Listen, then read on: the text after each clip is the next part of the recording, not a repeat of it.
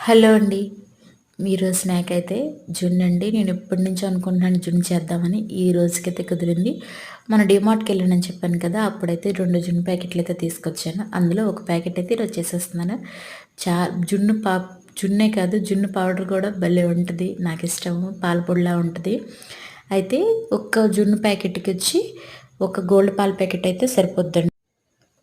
సరిపోద్ది. దాంట్లో చక్కగా బెల్లం వేసుకుంటే ఇంకా చాలా అంటే చాలా బావుంటది.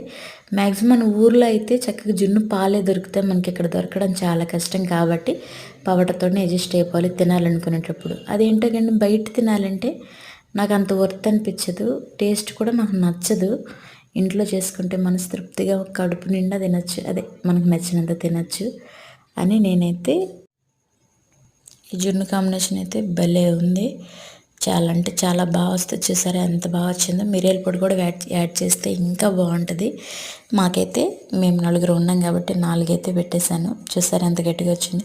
నేను జున్ను చేశాననేమో వర్షం బాగా పడుతుంది. అలాగే మీకు జున్ను చల్లటిది ఇష్టమా వేడిది ఇష్టమా కామెంట్ అయితే చేసేయండి. అలాగే నా వీడియో నచ్చితే లైక్ చేయండి. నా ఛానల్ కొంచెం సబ్స్క్రైబ్ చేసేయండి. పిల్లలు చూసారా ఎంత ఇష్టంగా తింటున్నారో. పిల్లలు తినేది ఇష్టంగా తినే చేయాలంటే మనకు కూడా చాలా హ్యాపీగా ఉంటుంది కదా. బాయ్.